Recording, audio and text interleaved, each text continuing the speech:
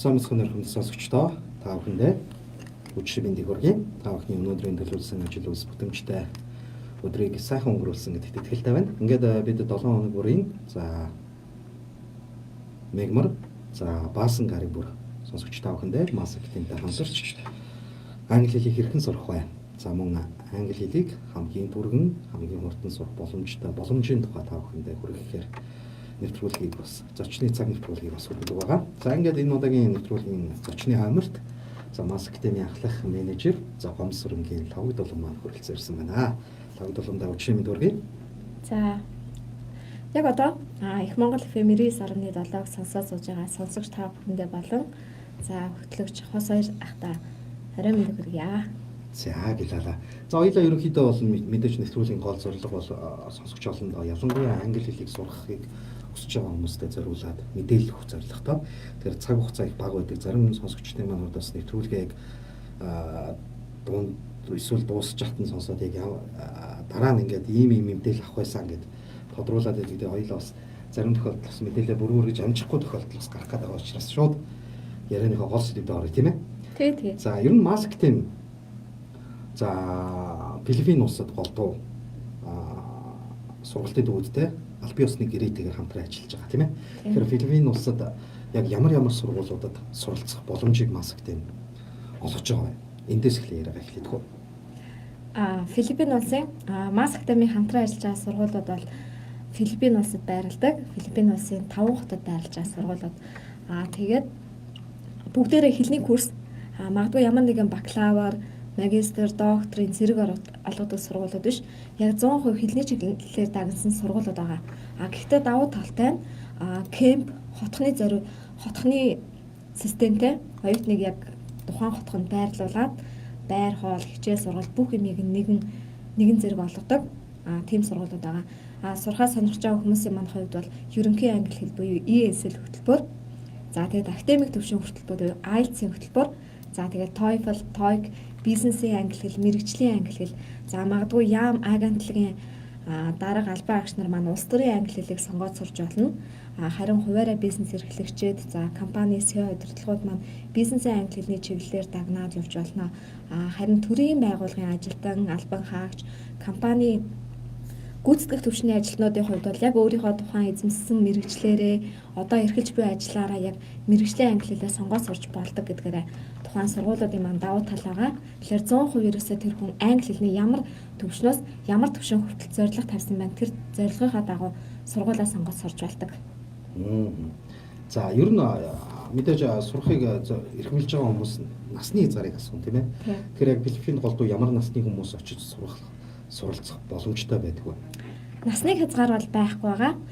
Тухайн сургуулиуд руу сонгоод сурж байгаа хүмүүс маань 3 настайгаас эхлээд 90 настай хүртэл сонгоод сурах боломжтой байдаг шүү. Тэгэхээр магадгүй эцэг эхчүүд та бүхэн маань ч гэсэн хүүхдүүдэд дагуулад сурахад бол чөлөөтэй.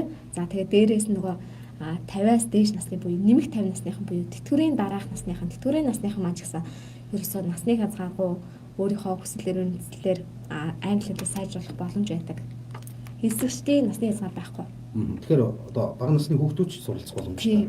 Тэгэхээр яг нөгөө юу гэдэг нь тэгэхээр бага насны хүүхд суралцахын тулд заавал харгалзах хүн явах хэрэгтэй ч гэдэг юм уу тийм ээ. Мэдээж хүүхдээ бол ингээд харь улс руу бол хүмүүсүүд бас явуулна гэдэг бол мэдээж том хайцтай байж таа. Тэгэхээр энэ тал дээр аюулгүй байдлаа тэр хүүхд зурсан газараас хадгүй хүрээ за тэгээд бас ингээд суралцаад явах тэр хүүхдийн орчныг хэр бүрдүүлсэн байдгүй юу? Аюулгүй байдлын хувьд бол үнэхээр найдвартай. Манай нийт сургуулиуд бол Себу хотод байрладаг. Себу хот маань өөрөө бол яг Филиппиний хамгийн аюулгүй бүсд оршдог улс. Тэгээд тэр сургуулиудын маань олон улсын менежерүүд, багш нар, агентлагууд одоо манайхаас жишээлбэл агентлагууд бол явж байгаа оюутныхаа аюулгүй байдлыг бол үнэхээр сайн хангаж чаддаг. Тэгээд сургуулийн дотоод аюулгүй байдлын хамгаалтын алба гэдэг бүх юм бол цогцлогдсон байдаг. Тэгээд хүүхд явж байгаагийн хувьд бол тухайн сургуулиуд маань хүүхдүүд элсэгчдийн насны хязгаар байхгүй гэдэг утгаараа ямар ч насны хүүхдийг хүлээгээд авдаг. Магадгүй өөр улсаас бага насны хүүхд ирээд сурахад бол сургууль чөлөөтэй авдаг.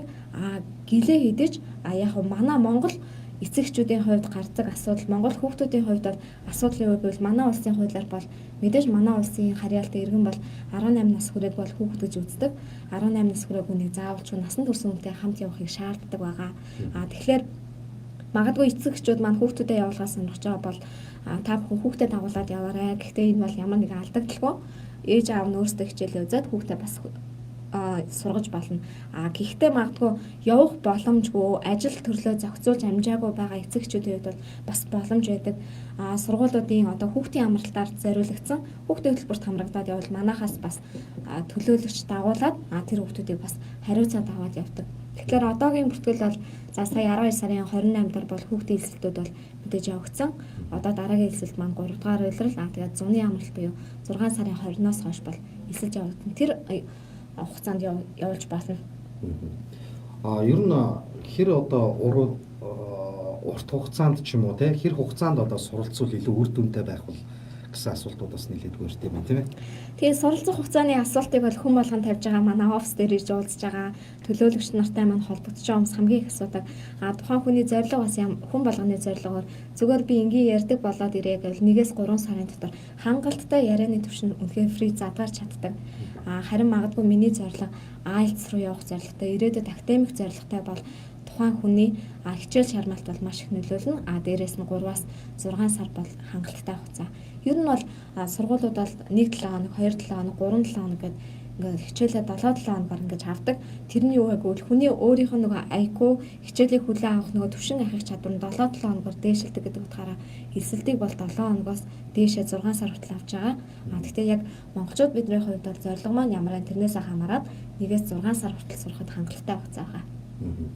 Одоо ингээд юу гэдэг нөгөө сурахаар явахын тулд нөгөө виз заавал гаргуулаад ч юм уу те бас нэг ингээд ажил болдог шүү дээ. Виз мэдүүлгийн газар очирлоод ч юм уу ингээд нэг хугацаа алдах эсвэл цаашлаад ингээд нэг нөр их ажил болчих үед гэсэн асуултууд бас нэлээд үүрдэг юм шиг байна. Ер нь монголчууд виз авах шаардлагатай юм. Монголчуудын хувьд бол Филиппин улс руу 30 хоногтой визгүй байдаг. Гэхдээ визгүйгээд ингээд шууд эндээс чөлөөтэй явчихна гэсэн үг бишээ. Заавалч тухайн хүн маань одоо магадгүй зарим хүмүүс визгүй юм чинь би эндээс өөрөө шууд очичээ.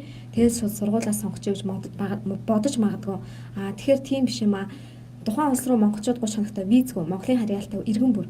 Гэхдээ хэлээр нэвтрэхтэй бол аль ч улсын хамгаалтын бодлого болж чам ямар зорилгоо тэр улсад орж байгаа бэ гэдэг нь амар чухал учраас сургалтын журмаар уу, аяллаа журмаар уу, ямар журмаар орж байгаа гэдэг тэр нь чухал.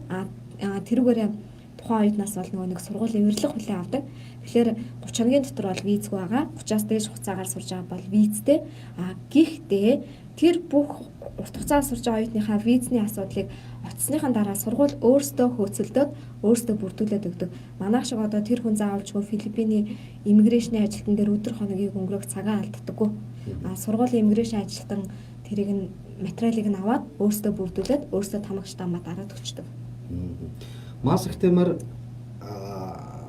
дамжиж Филиппинд хүрэхийн давуу тал юм.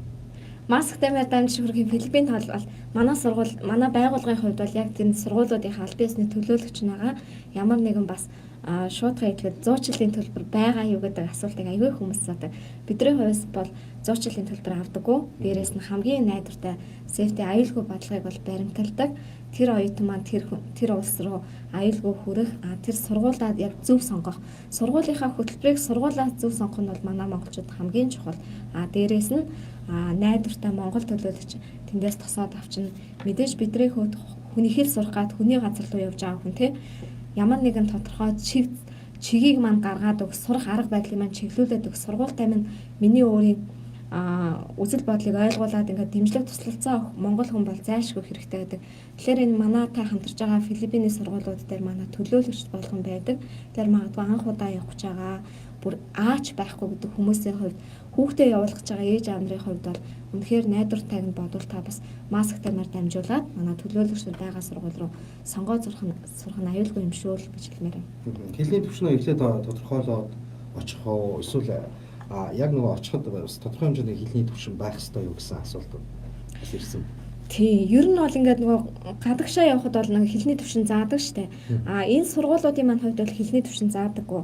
Тухайн улс руу ирж байгаа нийт оюутнуудын нийт жуулчдын бараг аялал жуулчлал сургалтаар иж байгаа нийт хүмүүсийн бараг 60-аас дээш хувь хэл сурах гэж очиж байдаг. Хэл сурах байгаа гэдэг утгаараа энэ хэл сурах байгаа хүмүүсийн маань дахиад ялгаад үзвэл бараг 80-аас 90% нь анхан шатны хэл сурж байгаа хүмүүс байдаг. Тэр утгаараа ямар нэгэн хэлний шалгуур байхгүй. Хэрвээ сурахаа сонирхож байгаа бол Монголд урьдчилж шалгалт өгөх шаардлагагүй. Та тэнд очиод яг олон улсынхаа тестийн системийг шалгалтаа өгөөд өөрийнхөө англи хэлний яриа, дүрм, бичих гэх бүх чадварыг шалгуулад өөрийнхөө байгаль орчноос өргөжлүүлээ сурч чадна. Тийм. Ер нь бол нэлээд эхлээд дохионы хэлээр л ярих нь шүү дээ. Биеийн хэлээр ярьж ээж л. Тийм, тэр улсын бас өөрийнх нь онцлог байна л да. Хүн амынх нь нийт бараг 90-90 гаруй хувь нь бол цэвэр англиар ярьдаг. Тэгээд манай Монголтой харьцуулбал бас Азитай бол угаасаа англи хэлийг номер 1 болгоцсон улс. Монголтой харьцуулбал дунд сургуулийнхын боловсролын систем ерөөсөө бүгд англи хэл дээр явагддаг. Тэгэхээр бас Филиппин хүмүүсийн өөрийн чанар маань нөгөө заах арга барил аягүй сайтай. Америк англи багш нарыг бодвол нөгөө зүжигчилсэн аягүй нөгөө хэл ярианы тод гаргацтай удаан одоо үгийг аягүй удаан заадаг. Тэрүүгээрээ заах арга барил аягүй сайтай. Чин сэтгэлээсээ заадаг. Болохгүй бол биеэрээ үзүүлнэ, зурж үзүүлнэ. Айгүй олон талын авьяастай. Ерөнхийдөө Америк англи хэл, Бритиш англи хэл одоо англи яг аялга гэдэг шүү дээ. Яг аль төрлөөр нь голч. US Америк аялгатай. Магадгүй одоо Америк элчин рүү орох гэж байгаа бол Америк руу явах зорилготой, Австрали руу явах сонирхолтой хүмүүст бол яг тохиромжтой. Англи аялгатай бол биш, яг цэвэр Америк аялгатай. За Америк унган англи хэлтэй энэ Филиппин хүмүүсийн хувьд бол Америк англи багш нарыг бодвол үнэхээр одоо биднэрт сургах арга барил нь үг яриаг бол айгүй төгс гаргадаг. Натив багш нар бол ингээд айгүй хурдан шулганаад ингээд Америк хүмүүс ч айгүй тэгээ ярьцдаг. Яг Филиппин хүмүүсийн давуу тал нь бол үг маш гаргацтай. Одоо pronunciation дуудлага нь маш тод. Тийм. За ер нь юу гэдэг сургалтын төлбөрөөс өөр ямар зардлууд ер нь гардаг юм бол гэсэн асуусан байна л та. Сургалтын төлбөрөөс гадна бол ер нь сургалтын төлбөрт маань байр орсон байдаг шүү. Өглөө өдөр оройны хоол орсон байдаг. Дотор байр бол дотор байрны үйлчлэгээ дагаад тэр байрны оюутны бүх сервис байдаг. Гэр цэвэрлэх, хувцсыг нугаа, хоолыг нь хийх, хамгаалалт гэдэг оюутны автобус гэх бүх юм байдаг. Харин нэмээд юу ордог вэ гэвэл манай Монголоос явж байгаа битгэл гадаадын бүх оюутнуудад бол SSB гэх бүртгэлийн SSB ордог. Тэр бол гадаад оюутан болгон Филиппиний засгийн газар төлж байгаа мөнгө байдгийг. За энэ ч яг бүх улсад бол адилхан. Дээрээс нь яг оюутанд манд гарах нэмэлт зарлууд гэвэл аль сургууль руу явах гэдгээс хамаарат нэг өөрийнх нь хэрэглээний тог захиргааны төлбөр, өөрийнх нь сурах бичгийн төлбөр, тэгээд сургууль болгон маань бас аюулгүй байдлаа, хоёр талын аюулгүй байдлаа хамгаалтын бодлогоо дотор байрны барьцаа гэж авдаг. Тэр бол манайхаар за нэг 50-аас 20-оос 40 долларын хооронд байдаг. Тийм барьцаа авдаг. Өөр бол нэмэлт төлбөр гардаггүй. Тэгвэл мэдээж эндээс явж байгаа монголчуудын хувьд бол хоёр талын онгоцны тийзээ авах ч юм уу те. Улаанбаатараас Гонконгоос Себүгээсээ буцаад өсөхдөө наашаа ирэх хоёр талын тийзний үн нэмэгдэнэ. Мэдээж тэр хүмүүсийн маань аялна, зугаална, дэлгүүр хашаа гэсэн чихэр боо авах, тамхи тариа авах тэр хувийн хэрэглээнийхэн зардал нэмэгдэнэ. Өөр зүйл бол нэмэгддэггүй. Төлбөрийн хувьд ямар мэдээж сургуулиас хамаарат өөр байдаг бах та. Ер нь голчлоод хэлвэл. Төлбөрийн хувьд бол хамгийн хямдхан төлбөр маань за яг тухайн хүн маань хэр хугацаатай сурах вэ гэдгээсээ те монголчууд бол хөвчлэн 1-ээс 3 сараар 6 сараар сурж байгаа. За яг 1 сар сурж байгаа хүний хувьд бол хамгийн хямдхан төлбөр нь $956. Энд бол нөгөө л миний хэлснээр байр, хоол, хичээл, сургалтын төлбөр бүх зүйл орсон. Тэгээд сургуулиудын маань сервисүүд бас өөрлөлтөө зарим сургууль бол үнэнхээр тансаг. Маш тансаг зэрэглэлийн орчинтай. Зарим сургууль бол хямд төлбөртэй сургууль сонгоод бусад зардлаа бол өөртөө бас happy аялал зугаалахаар зориулсан сонирхож байгаа хүмүүс зориулагдсан хямд өртөгтэй $956. Зарим сургуулийн хувьд бол энэс дэшээ $1500 ч юм уу. За нэг $1600, $1700 хооронд байгаа нэг сарын сургалт. Тэгээд энэ мөнгөн дээр оюутан маань тийз нэмэгдэнэ. Онгоцны тийз. Ер нь анх удаа хэлийн дэс салхаж байгаа гадаад улс руу явж хайж байж гэдэг юм уу, эмээж байна гэдэг тийм тохиолдол юм гарах уу? Хүн болгон дээр гарна шүү. Ер нь бол мэдээж сурах байгаа хүмүүсийн хувьд бол хамгийн түрүүнд Филиппин улс чинь ямар улс вэ гэдэг улсынхаа мэдгэдэггүй хүмүүс бол байгаа. Мэдээж манай монголчуудын хувьд бол тэр бол аюулгүй байдалтай л хамгийн түрүүнд санаа авдаг. Бид нар бол үр дүнгээс илүү аюулгүй байдалтай бол илүү санаа зовх нь зөвхтэй. Филиппин улс яг ямар улс юм бэ гэсэн мэдээллийг маш их хүмүүс аавна. За дээрээс нь аюулгүй байдал маань хэр баталгаатай вэ гэдэг дээр бол хүмүүс маш их аавна. Тэгээд дээрээс нь би анх удаа явах гэж байна. Ингээ хилээс гараад хин намайг тосох вэ? Тэгээ би дамжиж явна гэхээр айж байна. Инчоноор явна, Гонконгоор явна гэдэг дээр хүмүүс бол нөгөө нэг айдас хүйдэстэй байдаг. Тэгвэл тэр болгон бол хэл сурах байгаа хүний хувьд анх бол бүгд л айдаг. Тэгээд бэрхшээлийг давсны дараа бол бүх юм нээгддэг. Тэрнтэй адилхан эцэгчүүд маань бол хүүхдүүдэд явуулахдаа бол айцтай байна. Тэгээд анх удаа явж байгаа хүмүүсийн хувьд бүгд айцтай байна. Тэгээд манайхны нэг давуу тал нь бол айцаа бас хэлж чадахгүй ичдэг санаа зовдөг юм байдаг. Тэр утгаараа тийм зүйлээр битгий санаа зовоорой. Ганцхан та биш. Маш олон хүмүүс яг энэ дамжлагыг даваад л явдаг. Магадгүй ер нь бол аль ч орны бизнесмен том компани захирал хүртэл ийм айцтай байдаг тийм. Айгүй том компани захирал хүн тэгсээр нэ дотроо бол бас англи хэлээ сайжруулмаар байдаг. Ганцаараа явахаас имээдэг ч юм тийм бол байдаг. Маск тим за яг ингээд маск тимээр дамжаад сурахаар зорьсон хүмүүсийн хувьд бол төлбөрийн асуудал яригдаж эхэлнэ. Тэгээ төлбөрийн нөхцлүүд яг ямар байдаг вэ? 100% төлбөрөөр төлөөд явах хэрэгтэй байдаг уу? Эсвэл очиж сурж байхдаа төлбөрөө төлөөд суралцах боломжтой байдаг уу? Төлбөрөө хуваах гэдэг бас олон боломж байхыг үгүйсэхгүй. Тэгэхээр төлбөрийн тухай бас мэдээлэл өгье. Сургуулиуд маань оюутныхаа сурах зорилгын дагуу бас төлбөрөө уян хатан байлгадаг. Магадгүй одоо би 1-7 хоногор сурнаа, 2-7 хоногор 1 сараар сурнаа гэвэл тэрийг бол хуваа гэсэн ойлголт байхгүй л дээ. Монголоос ирэхдээ бол нэг 2-3 хоногийн өмнө бол заавалч сургуулийнхаа төлбөрийг шийдвэрлээд ухаан оюутан маань сурдаг. Харин тэр оюутан маань маш их хүсэл эрмэлзэлтэй урт хугацаагаар сурах сонирхолтой.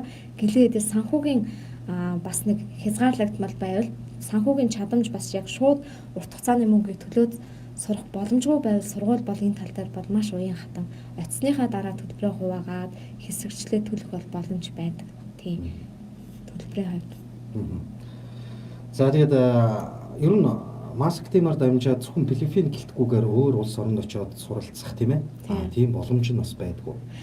Яг манай маск тимтэй хамтж байгаа улсууд бол за Америк, за Австрали, Канада, Малай, Сингапур гэсэн улсууд байгаа. За Филиппин бас байна. Гэхдээ бид нар бол энэ 2019 оны 5 сараас хойш яг магадгүй анзаарж байгаа. Бид нар бүх дижитал сошиал медиа сүлжээгээр бүх хэвлэл мэдээллийн хэрэгслэр ETV, Mass TV гэдэг хэвлэл мэдээллийн хэрэгслэр бол Филиппиний гэр бүлийн хөтөлбөр, Филиппин сурж байгаа байгууллагын хөтөлбөр гэдээ маш олон хөтөлбөрүүдийг гаргаж байгаа. Энэ нь яагаад бид нар энэ хөтөлбөрөөр дагнаад энийг та бүхэндээ ингээд би танд ирээд энэ талаар яриад байгаа гэвэл яг монголчуудын маань эдийн засгийн байдал, санхүүгийн байдал, за тэгээд газар зүйн байрлалын хувьд тэгээд бидний нөгөө нэг хичээл авах байгаа байдал боломжийн хувьд бол Филиппин улс бүр хамгийн номер 1 үнэхээр боломж нь бүрдсэн улс аа. Газар зүйн хувьд хамгийн ойрхон. Бид нар Америк руу шууд нисэх төлбөр хамгийн наадлын тийз яах вэ те Америкийн виз яаж биднэрт гардаг вүлээ, Солонгосын виз яаж биднэрт гардаг вүлээ. Тэгэхээр Филиппин руу бол монголчууд маань нэгдүгээр визгүй зорчих боломж байна. Дээрээс нь дан ганц монголчуудад маш олон орны хэл сурах гэж хүсэж байгаа оюутнуудыг хүлээн авах боловсролын систем нь тэр улсад бүрдсэн байгаа. Тэгээд заах арга барил маш сайтай, аялал жуулчлал, газар зүйн байршил, үн нутгийн хувьд хамгийн боломжтой байгаа. Тэгээ энэ утгаараа бид нар бол яг энэ Филиппинийг бол гол фокустай болгоод хүмүүсийг явуулж эхэлж байгаа. Одоо юу гэдэг нөгөө хэл гарахад бас нэг асуудал үүдэгтэй нөгөө тухайн улсад орчоод хэл нэвтрэх хуудас бүгэлдэг байна тийм. Тэгэхээр энэ дээр бас нэг асуудал гарч магадгүй гэж хүмүүс асуудаг юм байна л да. Тэгэхээр Филиппин улсад одоо юу гэдэг хэл нэвтрэх хуудсыг бүгэлдэхдээ юунд дээр анхаарах вэ? Хэл нэвтрэх хуудас бол тийм нөгөө онгоцоор дамжиж яхад л ингээл нэг цаас өгөөл тийм бал тараагаад юу гэдэг байгаа нь мэддэггүй бүгэлгээл бүгэлдэг. Ямар ч яасан нэг дэйт гэдэг дээр монголчууд маань онсараа бичгээ бол мэддэг. Гэхдээ яг миний зүгээс зөвлөхөд бол монголчуудын маань хувьд бол 30 хоногтой визгүй байдаг. Гэлээ хэдий ч та магадгүй таны зорилго сурахаар явж байгаа бол стати гэдгийг бүглэхэн зүгээрээ. Тэгээд стати гэдгээ бүглэсэн байхад манай академиэр явж байгаа бүх хүмүүс маань тухайн сургуулийн урилгыг аваад явдаг л да. Ийм урилгатай одоо өөрийнх нь нэр энэ сургуулийн энэ хүн одоо манай оюутан мөнөө гэсэн урилга. Тэгэхээр тэр урилга бол тань дээр хэл дээр бол тэр стати гэсэн форма бүгснээ дараа тэр бол үнэхээр хэрэг болдог. Тэрийг үзүүлчихэд бол асуудал ба. Зүгээр яг хуваараа явж байгаа хүмүүстэй зөвлөхөд бол тэр travel гэдэг формыг нь бүгэлчхөө тэр бол асуудалгүй шүү гэж байна. Жуулчдын хувьд бол 30 хоног хязгааргүй учраас тэр улс өөрөө аялал жуулчлалын улс учраас travel гэдгийг нь бүгэлчгөөрэй. Магадгүй стати гэдэг нь жуулчлалаар явж байгаа та статиг нь бүгэлжүүл сургуулийнхаа урилга хаана байна, сургуулийн оюутны аппликейшн хаана байна гэсэн асуудал үүсч магадгүй шүү гэж хэлээ. Одоо тэгэхээр нэг сурахаар ингээд очихоор ингээд одоо хэлж штэ тий. Ингээл нэг байранд очиод тэгэл өдрөө орой хоолыг бүгдийг бэлдээл одоо тэгээ юу гэдгийг тэр цэвэрлэгээ бүх юм нэг хариуцаад тэр хүн бол ердөө сурахт л өөрийгөө зориулах хэвээр. Гэхдээ тэр хүн бас давхар зугаалмаар байдаг, улс ор үзмээр байдаг, аялмаар байдаг тий. Энэ бололцоо нь хэрэгдэггүй. Тэгэхээр зарим хүмүүсүүд бол юу гэдэг зөвхөн нэг вакуум орчинд очиод төгжчих юм шиг ойлгоод байна л да. Тийм. Энэ боломж нь хэрэгдэггүй. За яг боломжийн хувьд бол бас эндээс бас судалгаа аягүй сайн хийж байгаа тий. Би ингээд аялах аягүй сонирхолтой. Вакуум орчин надад хэрэггүй. Би ингээд яг хичээлийн цагаа чанартай үр дүнтэй хямдхан аваад бусад чөлөө цагаа би аялалдаа зохицуулна гэвэл тийм одоо оюутных нь чөлөө цаг фри сургууль руу сонгоод явж болно тий. Төлбөр нэгдүгт хямдхан. Харин за би маш спарта хөтөлбөр буюу хяналттай хөтөлбөр. Яг намайг ингээд нэг 2 сарын хугацаанд намайг өстө бүр үнэхээр вакуум орчнороо сургаад өгөөч гэсэн тийм зорилготой тийм сургууль руу явчих юм бол тухайн сургууль маань даваагаас баасан гарахтаа бол гаргадаггүй. Тэ эндээс бас аягүй судалгаа хийгээд явах нь хэрэгтэй. Тэ хагасаа бүтэн санд гарахын чөлөөтэй хагасаа бүтэн сандаа гараад аялахдаа сургуульдаа хэлээд хаашаа явах чаа тэргээ хэлнэ. Тэгээд цагийн зөвшөөрөл аваад явна гэсэн.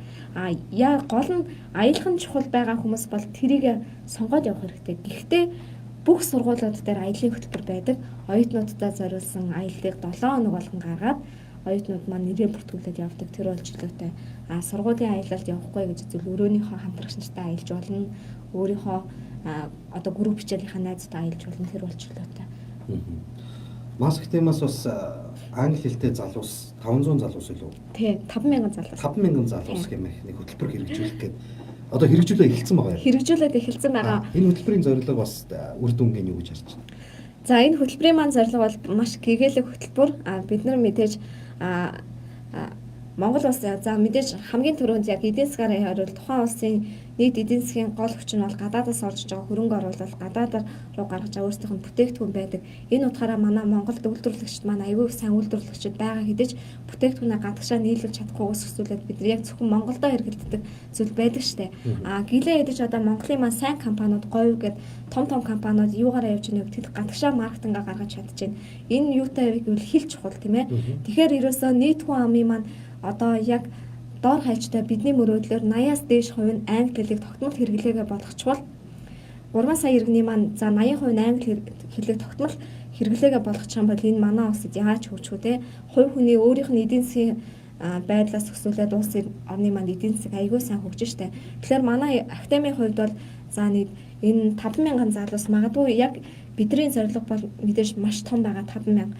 Гэрлээ хэдиж бид нар одоо өнөөдрөөс эхлээд 5000 залуусыг явуулахаар зорж аягуулсаа өдөр болгон хичээж байгаа. Тэгэхээр энэ хүмүүсийг явуулахын тулд явуулснаар бид нар эргээд Монгол улсад маань ямар том хөгжилтэй байх вэ? Оюутан залуус маань Монгол улс маань энэ хоёр том хөршийн донд байгаа манай орн шиг маш олон улсууд англи хэлийг төр зэсэг нь бүр бодлого болгоод хүмүүсээ ингээд системчлэлтэйгээр Филиппин улсад явуулж байгаа. Тэрүүгээрээ тэр улсууд бол аягүй сайн хөгжиж байгаа. Тэгээ манай зорилго бол 5000 залуусыг явуулъя. Үүний тулд бид нар одоо улсын томоохон 100 аж ахуй за Монгол улсын 100 топ аж ахуй нэгжүүдтэй хамтарч ажиллая. Эдгээр аж ахуй нэгжүүд маань за байгуулах нөгөө боловсон хүчнээ за хамгийн гүйцэтгэх шатны ажилтнууд дарга удирдлагууд гэхээс илүү гүйцэтгэх төвчний ажилтдаг хэрэглэгчид яг үйлчлдэг хүмүүс байдаг.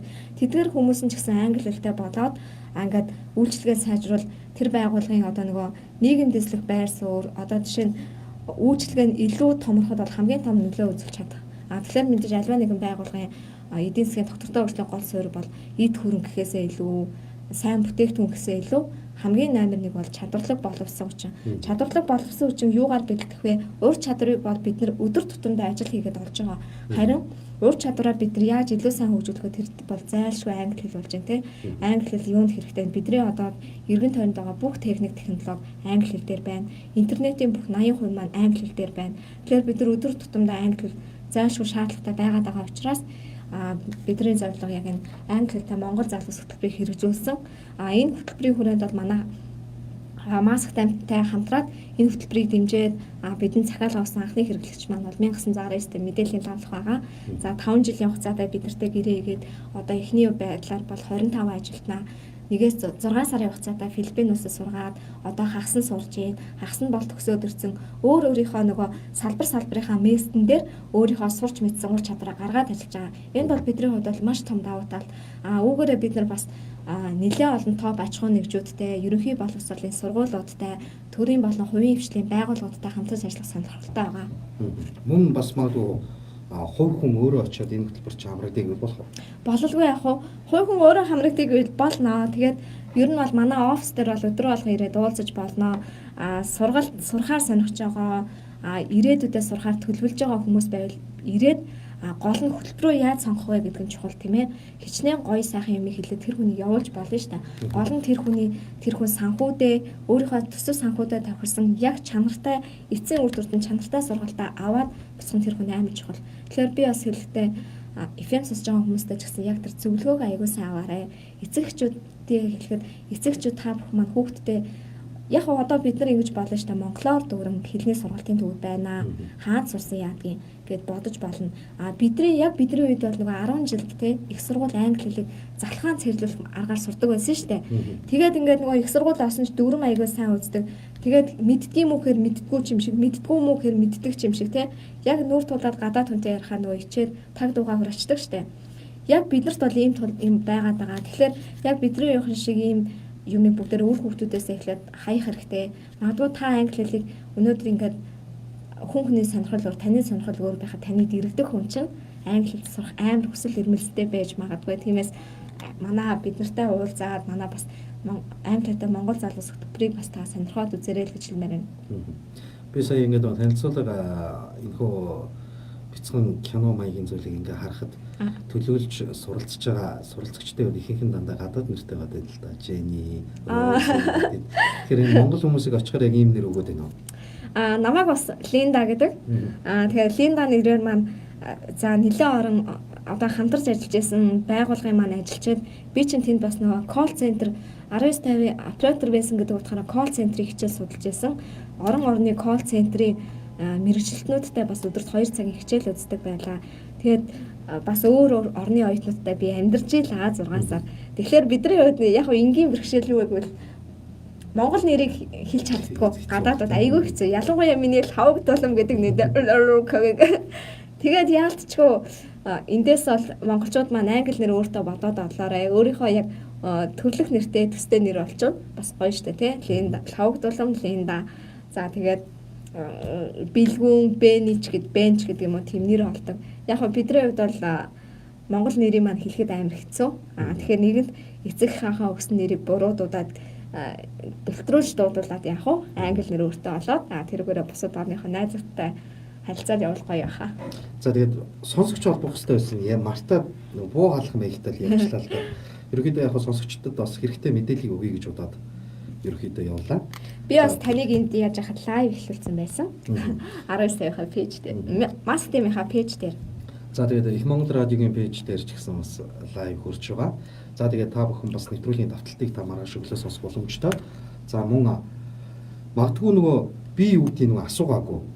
Бусдад яг дэлгэрэнгүй ингээд хэлэх ёстой байдаг ч юм уу. Яг энэ анхлан суралцах байгаа хүмүүст хэлэх ёстой байсан тийм зүйл байгаа бол одоо хэлэхгүй болвол хоёрын цаг дуусгах гэж байгаа юм байна. За. Тэгэхээр ямар ч байсан би хүмүүстэй зөвлөхөд гэхэд та бүхэн мэдээж бид нар ингээд нэг тийм мөнгө нь илүүтэй гарсан хүмүүс биш тийм ээ. Манай Монголын эдийн засаг ямар бэлээ? Бид нар бол Хятад, Япон хөгжилтэй орны хүмүүсээс бол санхүүгийн хувьд арай бага улс. Тэгэхээр айгүй чанартай сургалтаа, айгүй хямд өртгөөр яг өөрийнхөө цаг зав нь тааруулаад аавна гэдэг нь амар чухал шүү. Эцэг эхчүүд маань хүүхэдтэй өдөрт 8 цагийн хичээл 3 сараар сургана гэж боддог тийм ээ. Эцсийн дунд тэр хүүхэд сурахгүй шүү. Та сурахгүй, таны хүүхэд сурна. Тэгэхээр явж байгаа хүнд тухайн сургууль маань амар таалагдах хэрэгтэй. Тэр хүн англи хэл сурах үнэхээр чин хүсэлтэй байх хэрэгтэй. Тэгээд тэр хүн тэнд гарахч болох эрсдэл юу байж болох вэ? За хэл сурсны дараа миний одоо амьдрал яаж өөрчлөгдөж болох вэ гэдэг маш сайн тооцоолсон байх хэрэгтэй. Тэгээд энэ талаар хамгийн хямд өртгөөр хамгийн чанартай сургалтаа яаж авах вэ гэдгээ бас манай офс дээр ирээд аваарай гэж зөвлөмөр байна. Тэгээд одоо нөгөө цагаан сар болох гэж байна. Цагаан сар болчихж байгаа болохоор би ингээд энд ингээд бэлэгтэй. За бэлгийнхаа дээжиг бол за Их Монгол FM 99.7-гийн хамт олон бас өгнө. Тэгээд энэ болохоор манайх та Масктем маань одоо энэ цагаан сарын урамшуул болгоод одоо ингээд 2020 оноос хойш ингээд явж байгаа хүмүүстэй энэ power bank за тэгээд энэ USB оролттой флаш. За ийм USB оролттой флаш тэгээд үзэг явуулж байгаамаа. Тэгэхээр мэдээж хамгийн түрүүнд юу вэ гэвэл нэрэ гадагшаа явж байгаа хэний ч хувьд дарагч бай, цэрэгч бай, оюутан ч ямар ч хүний хувьд гадагшаа явж байхад power bank амар хэрэгтэй болдог шүү. Энэ бол таны нэлээд удаа насан туршийн хэрэглээ болох байхаа. Нэлээд сайн үзүүл сайтай power bank байгаа. Ийм бэлэг бас манахаас гаргаж байгаа шүү. Тэгээд та бүхэн бас маск тамаар явахаар бол энэ бэлгийн аваад явахаа мартваа гэж хэлмээр. Гарын бэлгтэй. Тийм. Тэгээ нөгөө хүмүүсийн хамгийн их асуугаад байдаг асуултуудыг бас ингээд нөгөө нэг хүмүүс аягүй их асуугаад байдаг асуултуудыг бас ингээд бид нар ингээд тохимол болгоо гаргасан байгаа. Тэгэхээр манай нөгөө одоо юунууд манай офс дээр ирээд бас энэ тогтмолыг авч болно шүү гэж хэлмээр байна. Тэгээ би яг энэ төсөлтэй холбоотой болоод маск тамаас явуулж байгаа үйл ажиллагаа цаашлаад өөрсдөд нь тулгарсан бодит яг асуултууд, хариултуудын яг хариултуудыг яг одоо гарын тохимол болгоод энэхүү бэлдсэн байгаа юм байна. Тэгэхээр энэ бол одоо таны гарын том авлага болох нь. Тэгэхээр энэхүү гарын авлагатаа та явахад бол бүрэн бүтэн энэхүү байгууллагын мэдээллийг авахаас гадна цаашлаад хил давах очоод суралцах бүх асуултаа бас эндээс хариулт болгоод авах юм шүү гэдгийг бас энд хэлье. За тэгээ нэвтрүүлэг маань дуусах болсон. Учир нь бол нэвтрүүлгийн цаг дуусаад 2 минут хэтэрсэн юм байна. Тэгээд энэ цаг хугацаанд бас цаг зав гаргаад бас олон сонсогчдоо мэдээлэл өгөөд энэ сайхан үйл ажиллагааг явуулж байгаа. За маск академийнхандаа болон за маск академийн ахлах менежер Гомсөрөнгийн логд болгондоо баярлалаа. Тэгээ нөгөө өөрөө очиод үзсэн хүн гэдэг бол өөр яг асуудал дээр ямар байдгүй, бодиттой үр дүн ямар байдгүй гэдгийг мэддэг учраас маш бардам сайхан ярьлаа. Тэгээд яг үзэл туусан хүнийхээ хувьд тийм ээ. Тэгээд мэдээж бас энэ боломж танд байгаа. Мэдээж би одоо яг анхан шатны мэдгэдэггүй байхгүй. Тэгэхээр би эхлээд анхан шатаа сураад дараа нь явна гэх ямар ч зүйл байхгүй. Та яг одоо байгаагаараа чемдана мэлдэд гарахад бүх юм боломжтой гэдгийг бас тань хэлмээр байна. Ердөө сарын дараа за 2-7 хоногийн дараа таны чих бол онгоогоод эхлэх юм байна. Тэгээ энэ олон боломжийг энэ олон мэдээллийг та авахыг хүсвэл Grand Plaza-гийн 9 давхарт 901 тоодд та бүхэн маск академийн төв офс дээрээс мэдээллийг авах боломжтой. Бүх мэрэгчлэнүүд нь танд хамгийн байж болох таатай орчин юу байх вэ? Тэр бүх боломж таны бас боломжинд тулгуурлаж тийм ээ суулц боломжийг та бас дэлгэрэнгүй өгөх болно гэдгийг бас хэлээд өнөөдрийнхөө нэвтрүүлгийг жаргая. За тэгээ FM сонсогчдоо яг одоо 18 цаг бас өнгөрч байна. Төвжирлийн цаг эхэлсэн байна. Магадгүй сонирхож байгаа бол бид нартай холбогдоорой гэж хэлмээр байна. Маск академийн утас 70 7 88 88. За 99 10 41 77 99 10 41 53 гэсэн дугаарууд дээр байна. За яг одоо утсаа асаалаа. Одоо залгаад мэдээлэл авч болно. Баярлалаа. За тэгээ та бүхэнд амжилт хүсье. Тэгээ олон сайхан залуусыг бас дэлхийн хөгжил рүү гараас нь хөтлж байгаа та бүгдийн ажил хөдөлмөрт амжилт хүсье. Ямар тач англи хэлтэй 50000 залуус хэмээх энэ хөтөлбөр маш амжилттай хэрэгжээсэй. Та бүхний сэтгэл дотроо тээж яваа энэ 80% англи хэлтэй болгох энэ том зорилго, энэ том амбиц ямар ч байсан биелэлээ олж амтай болох болтугай гэж өргөд өнөөдрийнхөө нэвтрүүлгийг жаргаад хамтдаа байсан сонсогч та бүхэнд баярлалаа.